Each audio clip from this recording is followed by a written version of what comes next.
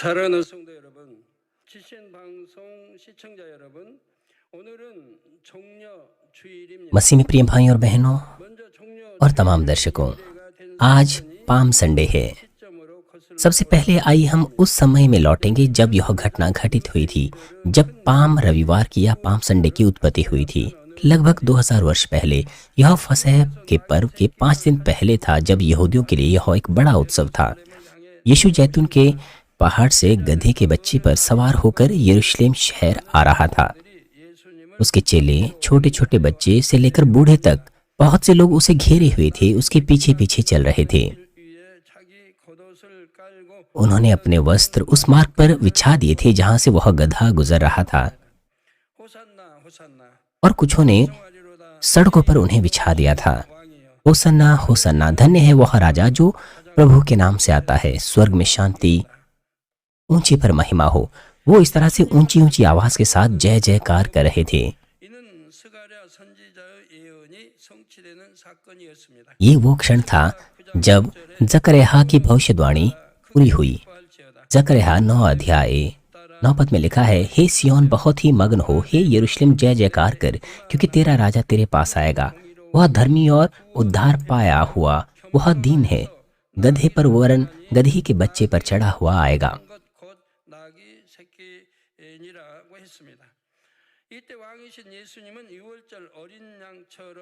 यहाँ यीशु फसह के मेमने की तरह प्रायश्चित बनने के लिए यरूशलेम आ रहा था, अर्थात वह क्रूस उठाने के लिए उस जगह पर आ रहा था। पाम संडे वह दिन है जब हम इसी समय को मनाते हैं। जो लोग यीशु का स्वागत कर रहे थे, जो खजूर की डालियों को लहरा रहे थे, सड़कों पर बिछा रहे थे, ये वही दिन है, इसलिए हम इसे पाम संडे कहते हैं।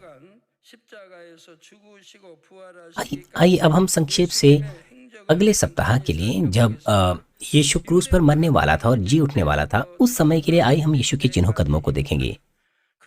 यहूदिया में एक दिन सूर्यास्त से अगले सूर्यास्त, यहूदिया में एक दिन सूर्यास्त से लेकर अगले दिन के सूर्यास्त तक होता है। मैं बेहतर रूप से आपको इसको समझाऊंगा। पहले दिन जो रविवार था, लोगों के जय जयकार के साथ यीशु यरूशलेम में प्रवेश हुआ। अगले दिन सोमवार को यीशु ने यरूशलेम मंदिर का शुद्धिकरण किया। उसने मंदिरों से लेन देन करने वालों को, सर्राफों को और कबूतर बेचने वालों को वहां से हटा दिया, उनके मेज उलट दिए। मंगलवार को वह मंदिर में गया और लोगों को उपदेश दिया। महायाजक लोग, शास्त्री, फरीसी, पुरनिये वो यीशु के पास आए और वो पूछने लगे कि वह ये सारे काम किस अधिकार के साथ करता है। उन्होंने यीशु में दोष निकालने के लिए कई प्रश्न पूछे, परंतु यीशु के उत्तर देने के बाद उनके पास कुछ कहने को नहीं था, क्योंकि यीशु के वचनों में अधिकार था। उसके बाद महायाजक और फरीसी उसे और अधिक मार डालना चाहते थे। बुधवार को लाजर की बहन बैथनी की मरियम जटामासी का एक बहुत ही कीमती इत्र लेकर यीशु के सर के ऊपर उसने उंडेल दिया। इसके बारे में यीशु ने मती 26:13 में कहा है, मैं तुमसे सच कहता हूँ कि सारे जगत में जहाँ कहीं यह सुसमाचार प्रचार किया जाएगा, वहाँ उसके इस काम का वर्णन उसके स्मरण में किया जाएगा। मगर यहूदा इस्करियोती को यह पसंद नहीं आया, इसीलिए वह महायाजकों के पास गया और उसने यीशु को उनके हाथों सौंपने का वादा किया। गुरुवार की शाम को यीशु ने अपने चेलों के साथ यरूशलेम नगर में फसह का भोजन किया। रात के खाने के बाद वह प्रार्थना करने के लिए जैतून के पहाड़ गतसमनी में चला गया। क्रूस उठाने से पहले वह अपनी पूरी ताकत के साथ प्रार्थना कर रहा था, ऐसी प्रार्थना कि उसका पसीना लहू की बूंदों के समान भूमि पर गिर रहा था। शीघ्र ही महायाजकों के लोगों ने उसे घेर दिया, जिन्हें यहूदा इस्करियोती अपने साथ लाया था। अंततः यीशु को गिरफ्तार कर लिया गया और सभी चेले डर गए और भाग गए, और यीशु को महायाजक हन्ना के पास ले लिया गया। और अब मध्य रात्रि हो चुकी थी, शुक्रवार का दिन आ चुका था। तब यीशु को कैफा महायाजक के पास ले लिया गया, फिर महासभा में, उसके बाद रोमी साम्राज्य के द्वारा भेजे गए यहूदियों के जो हाकिम हैं पिलातुस के पास उसको भेज दिया गया। लेकिन पिलातुस ने यीशु को हेरोदेस के पास यह कहकर भेजा कि यह घटना गलील पर शासन करने वाले हेरोदेस के अधिकार क्षेत्र में हुई है। लेकिन हेरोदेस ने यीशु को वापस पिलातुस के पास भेज दिया और अंत में पिलातुस के द्वारा यीशु को मृत्यु की सजा दे दी गई।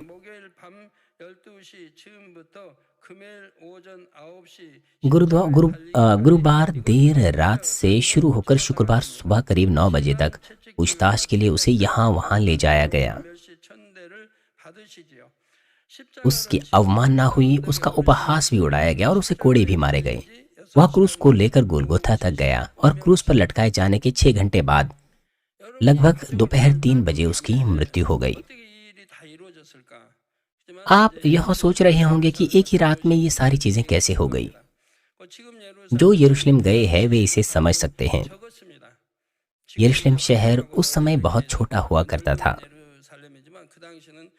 आज यरूशलेम का विस्तार कर दिया गया है, अब वो एक बड़ा शहर है। उस वक्त वह एक छोटा शहर हुआ करता था, दीवार की सीमाओं के अंदर हुआ करता था। हेरोदेस, पिलातुस सब वहीं होते थे, याजक वहीं रहते थे, इसलिए यहाँ वहाँ जाने में ज़्यादा समय नहीं लगता था। लेकिन तीसरे दिन रविवार को सुबह सुबह उसने मृत्यु के अधिकार को तोड़ दिया और वह जी उठा। प्यारे भाई और बहनों, आज से शुरू होकर यह पैशन वीक है जिसे हम जुनून का सप्ताह कहते हैं, जिसके दौरान हम प्रभु के कष्टों के बारे में सोचते हैं। मुझे आशा है कि आप यीशु के चिन्हों का वो मनन करेंगे और चारों सुसमाचार की सामग्री अर्थात चारों सुसमाचारों में जो लिखा गया उस पर ध्यान देंगे और परमेश्वर और पवित्र आत्मा के साथ समय को व्यतीत करेंगे। हमें भी गुड फ्राइडे पर प्रभु के कष्टों में भाग लेना चाहिए। कम से कम एक समय का उपवास रखना चाहिए। ये आपके ऊपर है। आप कम से कम एक वक्त का उपवास रख सकते हैं या एक दिन का। आपको भी उपवास रखना चाहिए। ये जुनून का सप्ताह है जिसे पैशन वीक कहा जाता है। हमारे प्रभु ने क्रूस उठाया, वो क्रूस पर मर गया। मरने के बाद उसकी पीड़ाएं समाप्त हो गई। जब वह मर गया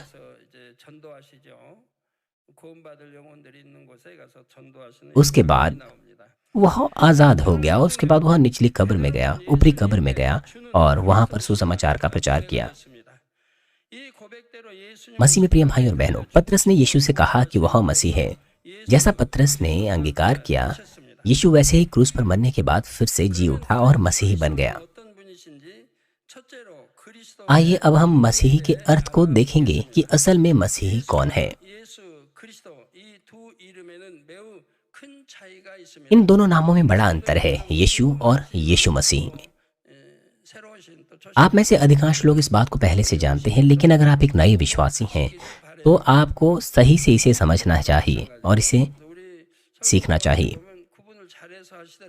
संदेश देते समय मैं देखता हूं कि हमारे प्रचारक सही से इस शब्द का उच्चारण करते हैं। जब उन्हें यीशु कहना होता है वो यीशु कहते हैं, जब यीशु मसीह कहना होता है वो यीशु मसीह कहते हैं। मैंने उन्हें देखा है वो सही रूप से प्रचार करते हैं।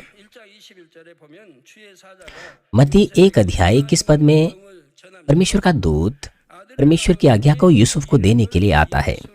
यहाँ पर लिखा है, जब वे खा रहे थे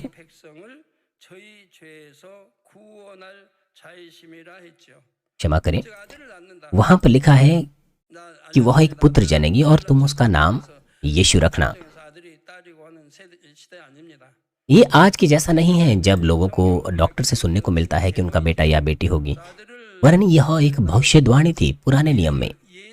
ये वह पुत्र जनेगी और तू उसका नाम यीशु रखना। क्यों? क्योंकि वह अपने लोगों को उनके पापों से बचाएगा।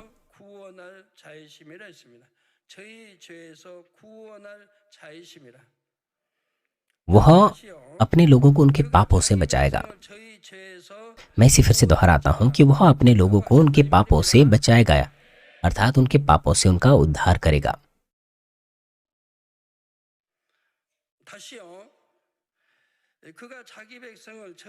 मैं इसे फिर से दोहराता हूं कि वह अपने लोगों को उनके पापों से बचाएगा।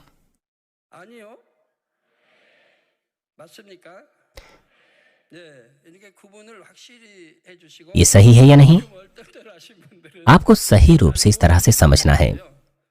그래서 이 시간에 확실히 구분하시기 वह लोग जो सुनकर नहीं समझते हैं उन्हें सावधानी से सुनना चाहिए। 바라면은 그가 자기 백성을 저희 यीशु नाम का अर्थ है कि वह अपने लोगों को उनके पापों से बचाएगा। 자기 백성을 저희 죄에서 구원할 자란 의미입니다. वह अपने लोगों को उनके पापों से बचाएगा। 현재형이 아니고 미래형이에요. ये 과거형도 아니고요. 미래. भविष्य काल में कहा गया है। ये वर्तमान काल में नहीं बल्कि भविष्य काल में कहा गया है। 그러니까 ना ही वह 우리 구세주 ना ही वह भूतकाल का वाक्य है, यह भविष्य काल का वाक्य है। 구세주의 아니에요. तो अब क्या यीशु हमारा उद्धार करता है या नहीं? 자신 있게. क्या यीशु हमारा उद्धार करता है या नहीं? 그러면은 우리 साफ रूप से कहें, निश्चित रूप से कहें, निश्चय के साथ कहें कि क्या यीशु हमारा उद्धार करता है या नहीं? नहीं, 저희 죄에서 구원할 자라요. 미래형이라면 이게 앞으로 बिल्कुल 우리 구세주가 되시는 नहीं, क्योंकि इसका मतलब है कि वह अपने लोगों को उनके पापों से बचाएगा। यह एक भविष्य काल है। उसका मतलब है कि वह भविष्य में हमारा उद्धारकर्ता बनेगा क्रूस उठाने के द्वारा। 말입니다.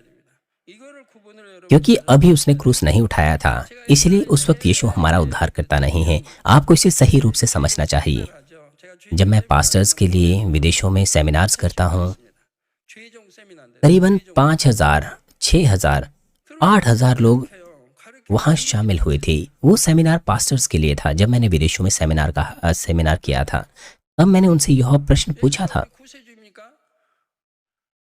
और वो कुछ नहीं कह पाए। 희동거리지. जब मैंने उनसे पूछा कि क्या यीशु हमारा उद्धार करता है, 보니까 그냥 굉장히 놀랬죠. वो विडंबना में पड़ गए, 그러나 이제 설명을 듣고 क्योंकि मैंने कहा कि यीशु हमारा उद्धार करता नहीं है। 소리가 들려요. वो पूरी तरह से हैरान हो गए।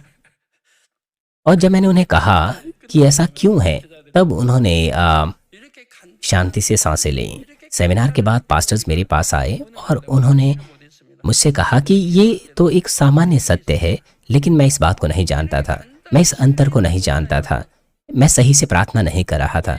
वो इस बात को तक नहीं जानते हैं, 근데 천명이 वो इस सामान्य, इस साधारण सत्य को नहीं जानते हैं। मैं इस कलीसिया में भी पास्टर सेमिनार कर रहा था। 있으니까 मुझे सही से तो याद नहीं है, करीबन 2,000 पास्टर्स हमारे पुराने भवन में आए थे। मैंने उन्हें भी यही बात कही। 눈이 동그래지죠. वो बड़े हैरान नजर आ रहे थे, लेकिन उनको समझाने के बाद वो इस बात को समझ पाए। 예, 그러면서 목회자들이 찾아와 그래. 이렇게 간단한 것도 우리 뭐 तब वो मेरे पास आए और कहने लगे 예수님의 이름으로 기도합니다. कि मैं तो इस आधारित 이런 고백들을 하시고 सत्य को नहीं जानता था, मैं गलत रूप से प्रार्थना कर रहा था, मैं केवल यीशु के नाम से प्रार्थना करता था।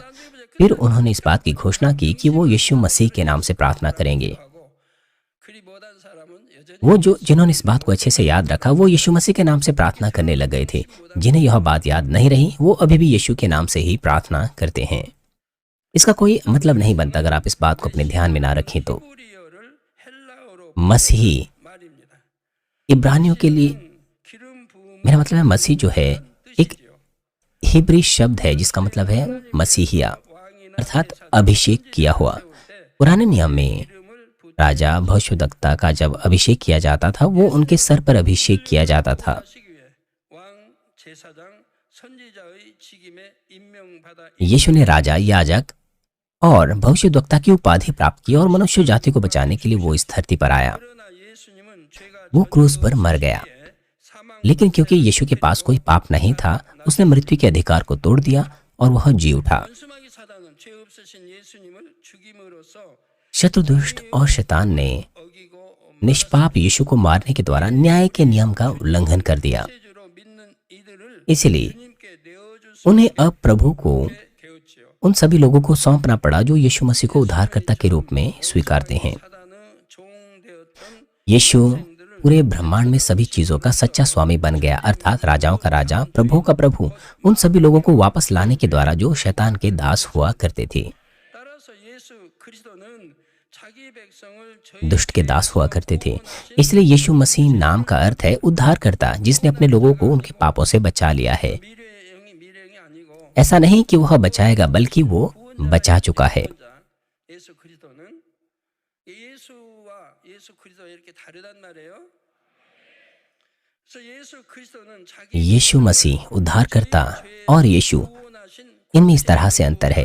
यीशु मसीह का अर्थ है उद्धारकर्ता जिसने अपने लोगों को बचा लिया है, अतः यीशु मसीह उद्धारकर्ता है, 예수는 परंतु यीशु नहीं है। 아니라니까 이상하다 하지 마세요. 보면 설명해 드렸으니까. यह ना कहें कि यह अजीब लगता है, क्योंकि मैंने आपको समझा दिया है क्यों ऐसा है। 예수의 이름으로 기도합니다 하면 원수마귀가 두려워. अब यदि आप यीशु के नाम से प्रार्थना करते हैं तो शत्रु, दुष्ट और शैतान नहीं डरते हैं, परंतु अगर आप यीशु मसीह के नाम से प्रार्थना करें तो वो भय से कांपते हैं। 예수 그리스도 주님 우리 उद्धारकर्ता यीशु मसीह है।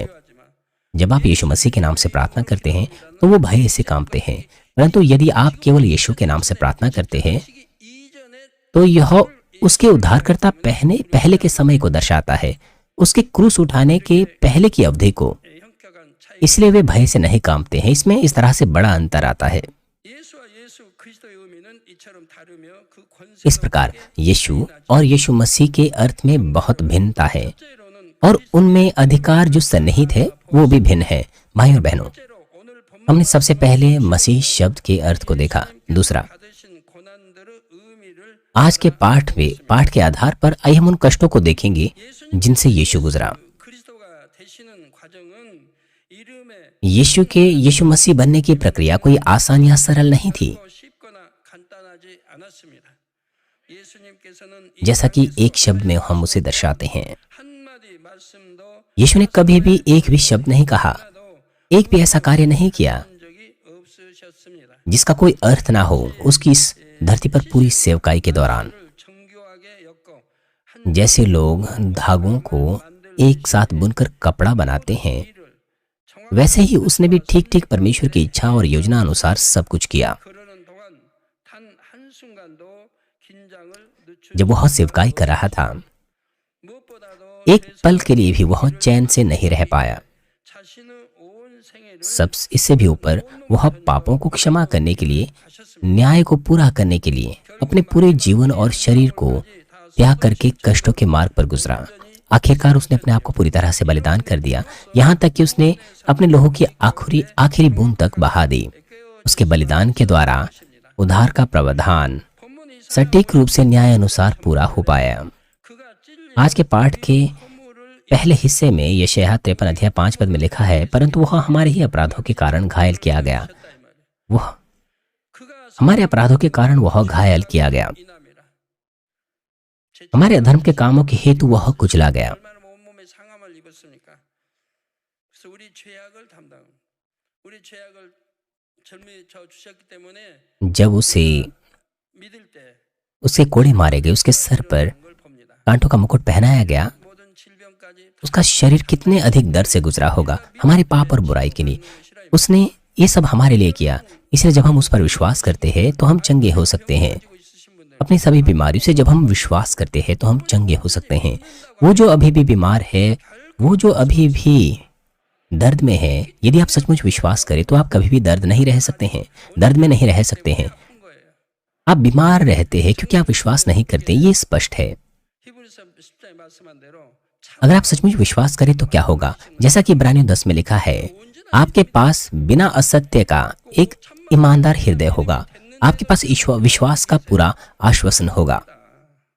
विश्वास के पूर्ण आश्वासन के बाद भी, 절대 या एक ईमानदार हृदय होने के बाद भी क्या आप बीमार हो सकते हैं? बिल्कुल नहीं।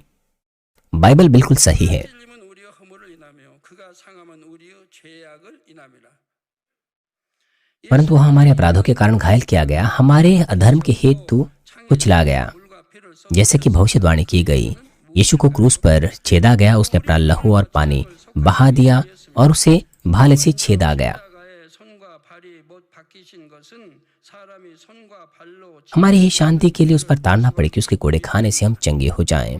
सबसे पहले तो उसे उसके हाथ और पैरों में छेदा गया, क्योंकि हमने अपने हाथ और पैरों से बहुत से पाप किए थे। लोग बहुत से पाप करते हैं अपने हाथों से जो उन्हें नहीं करने चाहिए, और अपने पैरों से ऐसी जगहों पर जाते हैं जहां उन्हें नहीं जाना चाहिए। 심판과 무서운 형벌이지요. उनके कामों के लिए कैसे उन्हें चुकाया जाएगा? उनका न्याय बहुत ही भयानक और बहुत ही 남 때리고 दंडनीय है। 손이잖아요. अगर आपको यह सब कुछ खुद चुकाना पड़े तो आप ऐसे पाप नहीं कर सकते। 손 없으면 못 할 거 아니에요. 손 잘라버리면 그런 죄들 안 지을 अगर आपके हाथ और पैर नहीं होते तो ऐसे पाप आप कभी नहीं करते। 발로 다니면서 얼마나 आप अपने पैरों से, मेरा मतलब अपनी टांगों से, अपने पैरों से कितने पाप करते हैं जब आप गलत जगहों पर जाते हैं। 차라리 손으로 죄지으면 잘라버리고 지옥 안 가는 게 अगर आपके टांगे ही नहीं होती, उनके बगैर आप पाप ही नहीं कर पाते। अगर आप अपने हाथों से पाप करते हैं, उन्हें काट डालिए कि बेहतर है कि आप नरक में ना जाएं। अपने पैरों को काट दीजिए कि आप पाप से बचे रहें और नरक में ना जाएं। अगर आप आंखों से पाप करते हैं, उन्हें निकाल दीजिए कि आप पाप ना करें और नरक से बच जाएं। ऐसी कितने बार ऐसा होता है कि लोग आंखों से पाप करते हैं। बेहतर यह है कि आप उन्हें निकाल दीजिए कि आप नरक की सदाकाल की सजा से बच जाएं और स्वर्ग में जा सकें। क्या हमारा प्रभु आपको धमकी दे रहा है? नहीं, क्योंकि ऐसा ही होने वाला है। उसने वही कहा है जो होने वाला है। वो आपको डरा नहीं रहा है, वो आपको डरा नहीं रहा है कि आप विश्वास करें। जो कुछ बाइबल में लिखा है उसके अनुसार, दोनों ही पुराने और नए नियम में चीजें न्याय अनुसार होगी, उसमें कोई अपवाद नहीं है। आपको पता होना चाहिए कि बाइबल के अनुसार सटीकता से परमेश्वर आपका न्याय करेगा, उसमें कोई अपवाद नहीं है। परमेश्वर न्याय अनुसार सब काम करता है और न्याय का नतीजा क्या होगा? वो है दंडनीय सजा, भयानक सजा। पुराने नियम का नियम हमें कहता है कि आंख के बदले आंख और दांत के बदले दांत, अर्थात यदि कोई बुरे इरादे के साथ दूसरों का नुकसान करता है तो उसी तरह से उसका भी नुकसान किया जाएगा। जान के बदले जान दी जाएगी, सिर के बदले सिर, पैर के बदले पैर। ये हमें समझाने के लिए था कि पापों के विषय में जो न्याय है वह बहुत सटीक और सख्त है। यदि आप ये कहते हैं कि पिता परमेश्वर, मैं तो आपसे बहुत प्रेम करता था, क्या आप मुझे माफ करेंगे, मौका देंगे? बिल्कुल नहीं, ऐसा कुछ नहीं होगा। परमेश्वर इस वर्तमान समय में आप कैसे उसके आधार पर चीजों को मापेगा। अगर आप अगर आपके पाप माफ होते हैं वह ठीक है, लेकिन अगर आपका पाप माफ नहीं होता है तो उसी के आधार पर आपको सजा दी जाएगी। जैसे कि पहला यूहन्ना में लिखा है, यदि आप मृत्यु की ओर ले जाने वाले पाप करें, अगर आप जानबूझकर पाप करें यह जानते हुए कि यह पाप है, मेरा मतलब है अगर आप जीवित परमेश्वर को जानते हैं, आप कभी पाप नहीं कर सकते। यदि कोई ऐसा पाप करता है जो उससे मृत्यु की ओर ले जाए, उसके विषय में जैसे कि रोमियो 6:23 में लिखा है, वह अनंत सजा में गिर जाता है। यह बिल्कुल सटीक ऐसे है जैसे रोमियो 6:23 में लिखा है, क्योंकि पाप की मजदूरी मृत्यु है।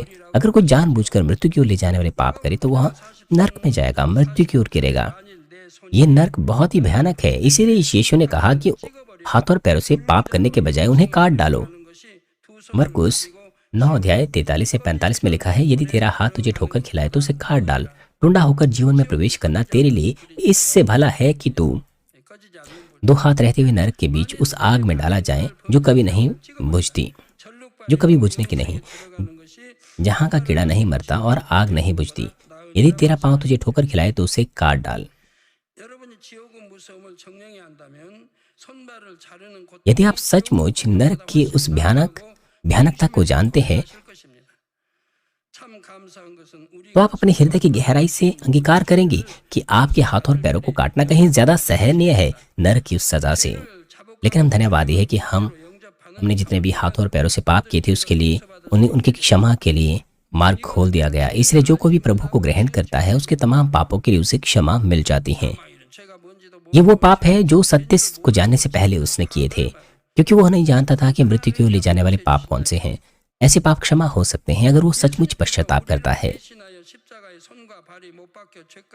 यह तथ्य इस कारण से है कि यीशु ने हमारे स्थान पर क्रूस पर अपने हाथों और पैरों के द्वारा कीलों के ठोके जाने से हमारे पापों की कीमत उसने चुकाई। लेकिन इसका मतलब यह नहीं कि प्रभु को स्वीकार करने के बाद हम पाप कर सकते हैं। इसका मतलब यह नहीं है। बाइबल हमें कहती है कि जब हम ज्योति में चलने का प्रयास करते हैं और पाप नहीं करते हैं तब प्रभु का लहू हमें शुद्ध करता है। आपने प्रभु को ग्रहण किया है, पवित्र आत्मा को पा लिया है, आप सत्य को जानते हैं, आप जानते हैं कि यह पाप है, तो ऐसे में आप नए विश्वासी नहीं हैं।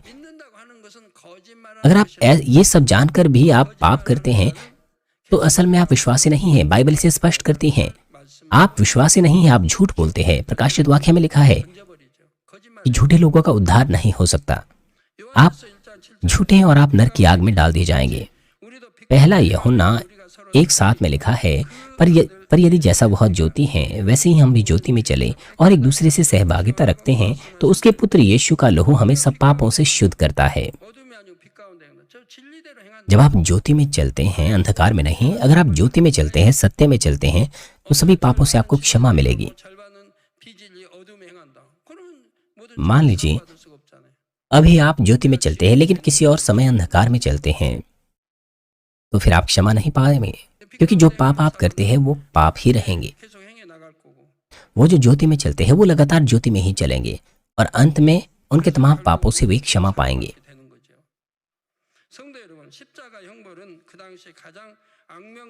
प्यारे भाई और बहनों, क्रूस की सजा सबसे कुख्यात सजा मानी जाती थी।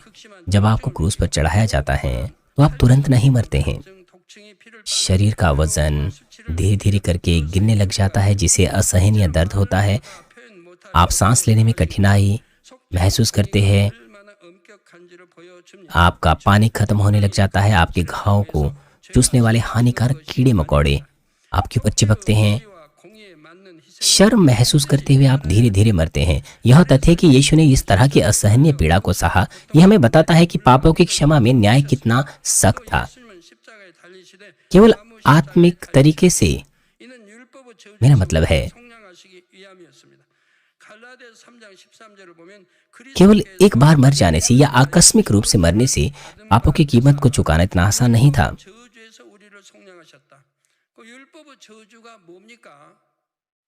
क्योंकि आकस्मिक तरीके से अगर पापों की कीमत चुकाई जाए तो उसे पाप साफ नहीं हो सकते थे। पापों की क्षमा के सिद्धांत और न्याय के लिए आवश्यक रूप से बलिदान की आवश्यकता होती है। यही कारण है कि यीशु ने क्रूस पर लटकाए जाने की उस कष्टदायक दर्द को सहा, अपना सारा पानी और लहू बहा दिया। इसके अलावा यीशु ने लकड़ी का क्रूस उठाया। यह हमें पापों की व्यवस्था से छुड़ाने के लिए था, जैसे कि गलातियों 3:3 में लिखा है कि मसीह ने जो हमारे लिए श्रापित बना, हमें मोल लेकर व्यवस्था की श्राप से छुड़ाया। क्योंकि लिखा है कि जो कोई काठ पर लटकाया जाता है वह श्रापित है। वो श्रापित हुआ हमारे पापों से हमें मुक्त करने के लिए, इसलिए उसने अपना तमाम लहू और पानी बहा दिया।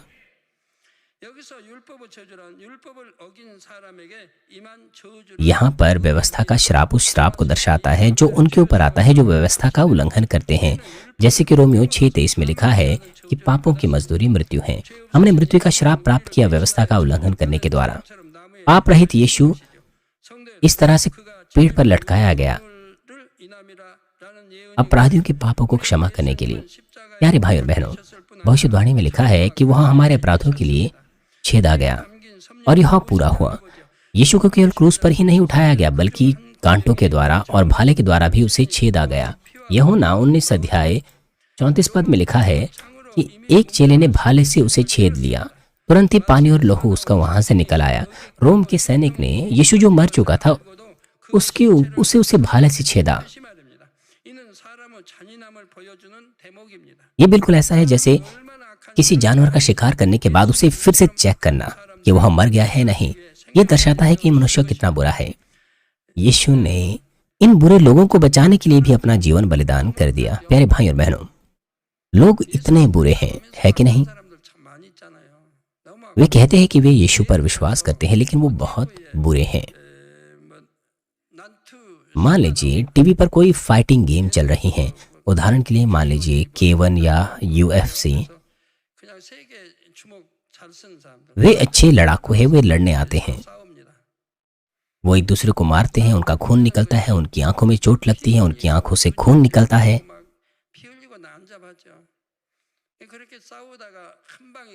और उनमें से एक बाहर हो जाता है, बेहोश हो जाता है।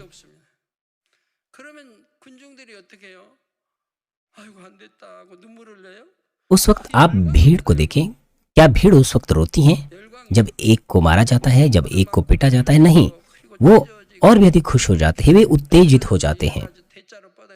जब दो लड़ाकू में से एक का खून निकलता है या जब उनका खून निकलता है, वो चिल्लाते हैं, वो उत्तेजित होते हैं, वो तालियां बजाने लग जाते हैं। इससे जो उस खेल को जीतता है वो बहुत उत्तेजित हो जाता है, वो आनंद से चारों ओर घूमने लग जाता है और लोग इस तरह से झूम उठते हैं खुशी से। आप अपने आप को उसकी जगह पर रखकर देखिए जिसे मारकर पीट दिया गया या मारकर डाल दिया गया। या मान लीजिए आपका बेटा है वो, या आपका पति है जिसे उस लड़ाई में हार सहनी पड़ी या जिसे उस लड़ाई में मार दिया गया। और ऐसे में अगर आपका मित्र या आपके लोग आसपास बहुत खुशी से कूदने लग जाएं, मान लीजिए आपके बेटे को पीटा गया, उसके नाक से उसके मुंह से खून निकलने लग गया और आपका पड़ोसी यह देखकर बहुत खुश हो गया, तो क्या आप अपने पड़ोसी को पसंद करेंगे?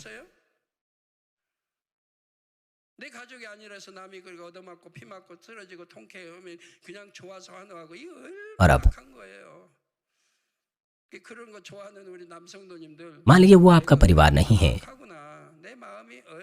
मान लीजिए वो आपका परिवार नहीं है, वो रिंग के अंदर है, उसे मारा गया, पीटा गया, उसका खून बह रहा है, क्या उसे देखकर आप उत्साहित होंगे? आपको एहसास करना चाहिए कि आप कितने बुरे हैं। अगर आप भले होंगे तो आप ऐसा नहीं करेंगे, आप इस तरह से प्रसन्न नहीं होंगे। हम जैसे बुरे व्यक्ति को बचाने के लिए हमारे प्रभु ने क्रूस उठाया और पीड़ाएं उठाई। लेकिन कुछ लोग कहते हैं कि मैं तो प्रभु का प्रेम महसूस नहीं करता, मैं तो प्रभु का प्रेम महसूस नहीं करता। ऐसा हृदय है आपके पास, ऐसा हृदय है ऐसे लोगों के पास। परमेश्वर ने हमसे उतना प्रेम किया कि उसने अपना इकलौता पुत्र दे दिया, लेकिन वो परमेश्वर का प्रेम महसूस नहीं करते। आप सोचिए इस बारे में, इस तरह का हृदय है उनके पास, क्योंकि वो महसूस नहीं करते। वो कहते हैं कि वो उस प्रेम को महसूस नहीं करते। क्यों वो महसूस नहीं करते? क्योंकि वो बहुत से पाप करते हैं, वो ज्योति में निवास नहीं करते, वो वचनानुसार नहीं जीते, इसलिए वो इतने बुरे बन जाते हैं, उनके अंदर कोई भलाई नहीं बची होती। और साथ ही उसके पंजर में उसे छेदा गया, यह दर्शाता है कि वह मनुष्य देह में इस पृथ्वी पर आया और हम भी ईश्वरीय स्वभाव में तब्दील हो सकते हैं।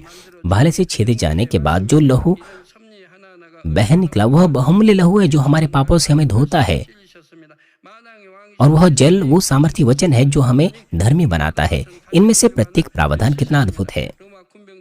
यीशु को नुकीले कांटों से भी छेदा गया। यीशु जो राजाओं का राजा है, उसने कोई सोने चांदी का या रत्नों का मुकुट नहीं पहना, बल्कि कांटों का मुकुट पहना जो घातक हथियार की तरह था। रोमन सैनिकों ने बहुत लंबे और नुकीले कांटों से एक मुकुट बनाया और यीशु के सिर पर उसे रख दिया। मांस को चीरने के लिए यीशु के सिर में मजबूत कांटे चुभ गए और उसके चेहरे से खून बहने लगे, उसका चेहरा खून से लथपथ हो गया। यह हमारे पापों को क्षमा करने के लिए था जो हमने अपने विचारों से, अपने दिमाग से किए थे। घृणा, ईर्ष्या, बैर, जलन, न्याय, निंदा, व्यभिचार, लालच, ये सब चीजें बाइबल कहती है कि अगर हम अपने मन में भी पाप करें तो वो भी पाप है। जैसे कि मत्ती 5:28 में लिखा है कि जो कोई किसी स्त्री पर कुदृष्टि डाले वह अपने मन में उसे व्यभिचार कर चुका है। ऐसे बहुत से लोग हैं जो भले ही लोगों को चाकू से ना मारे, लेकिन ऐसे बहुत सारे लोग हैं जो अपने भाइयों से बैर रखते हैं। असल में वो चाकू नहीं मारते, लेकिन वो बैर रखते हैं। अपने भाइयों से वो नफरत करते हैं। विश्वास में अन्य विश्वासी भाई बहनों पर वो दोष लगाते हैं, वे पैसा उधार लेते हैं।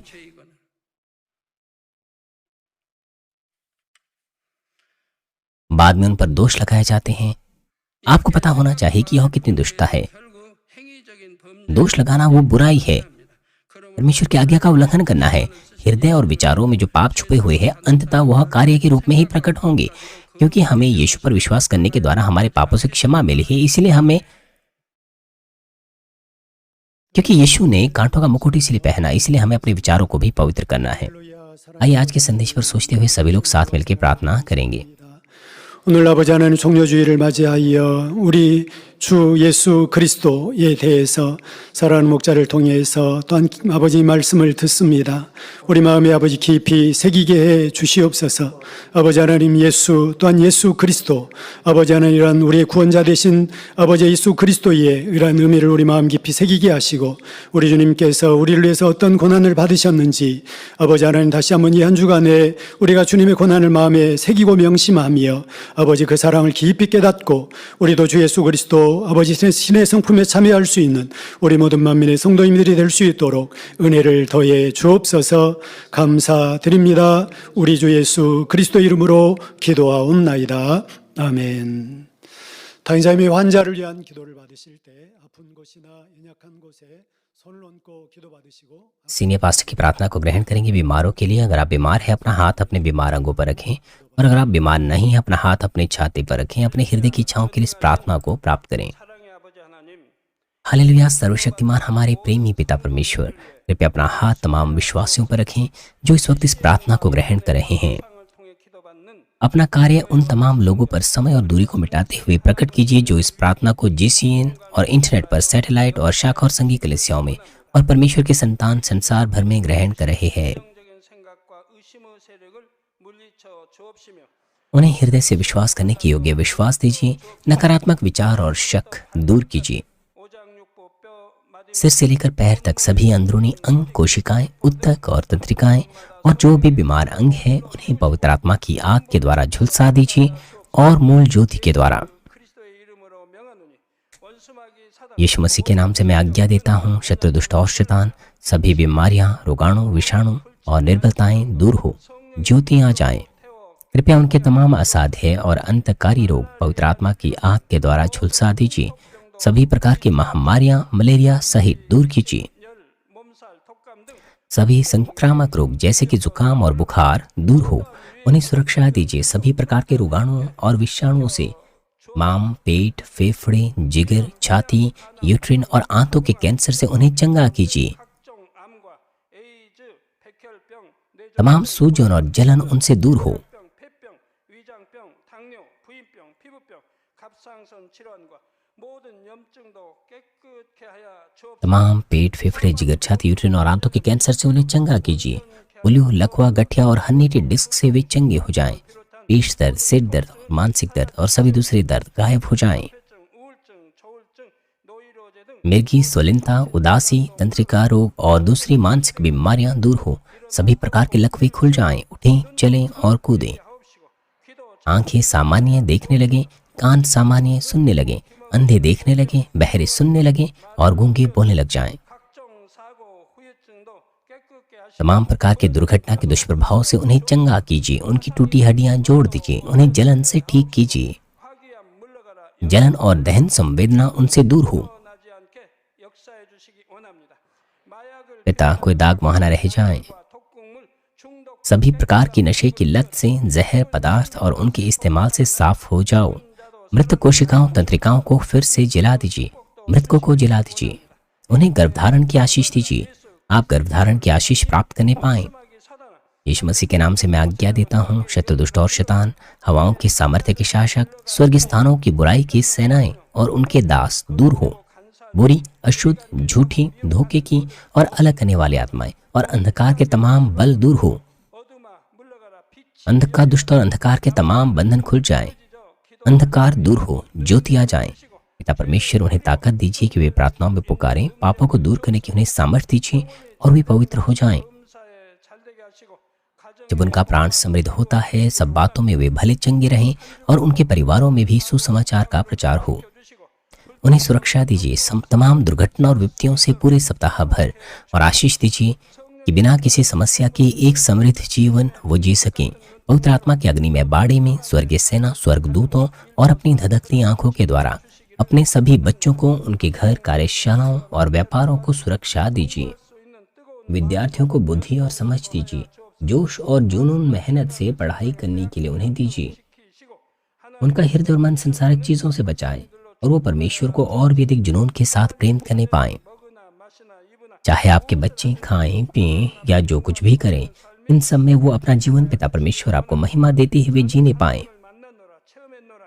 응답받아 वे जीवित परमेश्वर की गवाही ये कहकर देने पाए कि मैं परमेश्वर से मिला हूँ, मैंने परमेश्वर का अनुभव किया है, उससे उत्तर और आशीषें प्राप्त किए हैं। पिता परमेश्वर, आपका धन्यवाद। सारी महिमा केवल आपको मिले। हमारे प्रभु यीशु मसीह के नाम से मैं प्रार्थना करता हूँ, आमीन।